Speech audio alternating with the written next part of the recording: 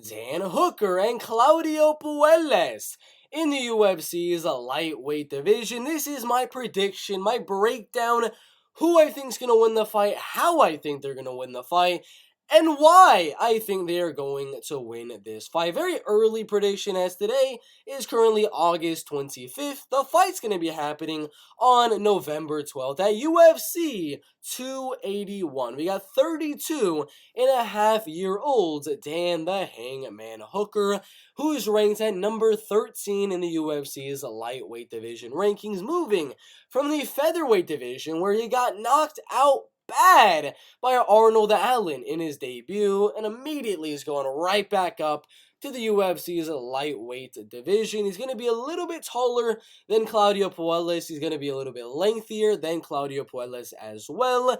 And I would give him the boxing advantage and the kickboxing advantage as well.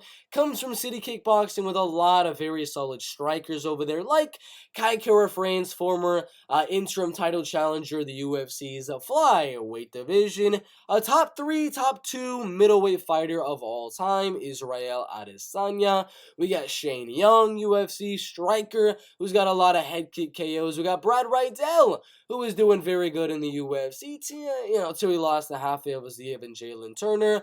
Got Carlos Ulberg over there. I mean, you guys can tell there's a lot of very, very solid strikers over there in that gym, and Dan Hooker's another one of them. I mean, every time he goes out there, he makes it a good striking fight.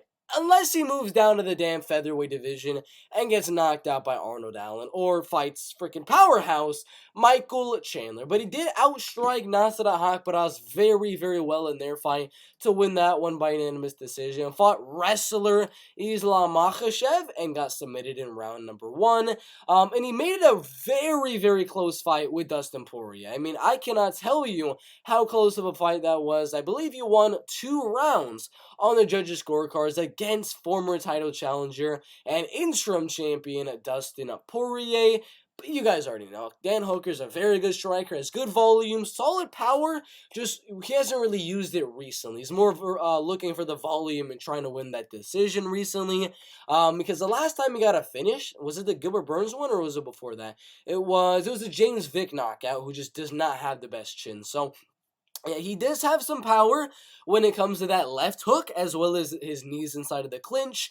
But that would be my game plan if I were him. Stay at range on Claudio Puelles. Stay away from the leg kicks of Claudio. Just strike at range. Look to out-volume him and have Claudio come to you. Once he eventually closes that distance, which he will, look to clinch up and land those knees and elbows. That was kind of the game plan I was wanting him to use against Michael Chandler. Tried to use it, and then he backed up too far, got knocked out in round number 1. Not really going to be the case here. Claudio Puelles doesn't have that type of power that can really scare Dan Hooker to getting knocked out in the fight. You got to worry about Claudio Puelles' grappling and wrestling pedigree. So if I'm Dan Hooker, my game plan in this fight is to stay at range of Claudio Puelles, use my 3.5-inch reach advantage to tip-tap him at range, 1-2, 1-2, 1-2, move on the back foot, stay out of the way of Claudio Puelles' takedowns, and don't really throw that many kicks. If you ever throw those kicks, that's kind of how he got caught a little bit against Islam Makhachev, is when you throw a kick, you're kind of going forward to land that kick. You go back, and by that time, Islam Makhachev is already in on that takedown. We saw Claudio Puelles do that against Jordan Levitt in round number 2. Jordan Levitt was throwing like a 1-2 or throwing a leg kick or something like that.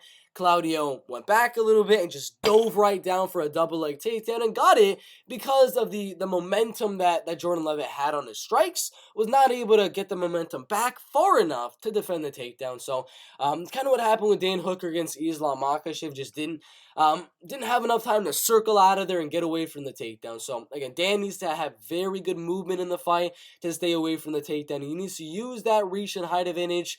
So every time Claudio is looking like he's about to come in, you need a 1-2 pop him and get the heck out of there every single time. So this is going to be a very interesting fight because I don't really see Dan Hooker knocking out Claudio Puelles for the simple fact I haven't really seen Dan Hooker show really much power in most of his recent fights. We haven't really been able to see it much in the Michael Chandler, Islam Makhachev, Arnold Allen fights because those are all like half of a round. Nasrat Haqparast really didn't show too many like big powerful shots to the head of Nasrat Haqparast that I thought was going to knock him out. Poirier same thing. Paul Felder, I like Quinta.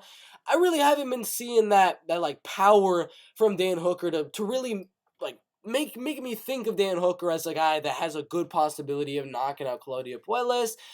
Even though that is the main way Claudio would probably lose the fight, would be that TKO with the knees or maybe the elbows or something like that. But the way I see Dan Hooker winning, because I don't think it's going to be a TKO unless it's a doctor stoppage with the elbows to the head or something like that, the knees to the head, the knees to the body. Something like that would be a good way for Dan Hooker to get the finish. But if that's not the way he's going to get the finish, probably going to be a Dan Hooker decision, defending the takedowns, keeping that range like I've been saying, and staying out of the, Claudio Puelles' takedown attempts, and winning the fight by a unanimous decision. That's what I think Dan Hooker should do. I think he's got a very, very good possibility of doing so. And I do think this is going to be a very, very close fight because Claudio has devastating jiu-jitsu. I mean, as soon as Dan Hooker gets onto the ground, if Claudio is successful with getting the takedown, Claudio's submission game is very, very deadly, and Dan Hooker, if I'm being honest, if he's going to try to get back up on the feet, Claudio's going to get his back, look for the rear naked.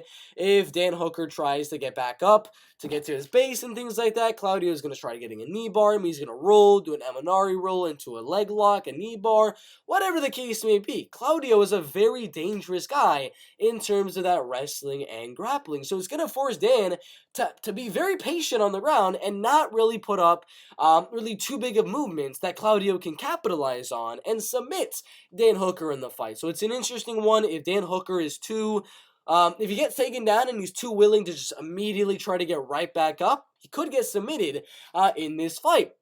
But if he doesn't act too actively and he doesn't try to get up with urge and urgentness in this fight with Claudio Puelles, he could just get controlled on the ground for 3 straight rounds. And I think we're going to see a decision. I don't think we're going to see another Dan Hooker submission loss, a Dan Hooker knockout loss. Although there's a guy to submit Dan Hooker, it could definitely be Claudio Puelles, who just freaking knee-barred Clay Guida in round number 1. I think that's a very good possibility, but I think the fight does go all the way. I think 1 round will go to Dan Hooker. The other 2 will go to Claudio Puelles. I think round 1 and round 2 to Claudio Puelles. I think he'll take him down, attempt those submissions, not get the submissions, but he will be close to them. He'll do very good on the ground, and then boom. Round 3, Dan Hooker is going to be a little bit sweaty. The takedowns aren't going to be as easy for Claudio Puelles. He's going to sprawl and brawl a little bit there and outstrike Claudio Puelles in round number 3, giving Claudio Puelles the 29-28 unanimous decision. That is my prediction for the preliminary fight. It's on the prelims somehow. Looks like a main card level fight to me between number 13 ranked Dan Hooker and number 26 ranked Claudio Puelles. Who do you guys think wins this fight? The grappler, wrestler, jiu-jitsu guy in Claudio Puelles, who also has some okay striking, or Dan Hooker, who's a very good kickboxer with it needs a little bit of help on the ground. Who do y'all think wins? Put your predictions down below. Make sure to like, make sure to subscribe, turn on those notifications, and if you want all the bets that I'm going to be making for UFC 281 and every MMA card, UFC, Bellator, PFL, whatever the case may be, make sure to click the top link down below in the description for all of my MMA bets. Thank you guys for watching. Thank you guys for liking the video. Thank you guys for subscribing. Let's try to get this video to 100 likes. That would make my day. Thank you guys for watching. We'll see you in the next video. Bert MMA out.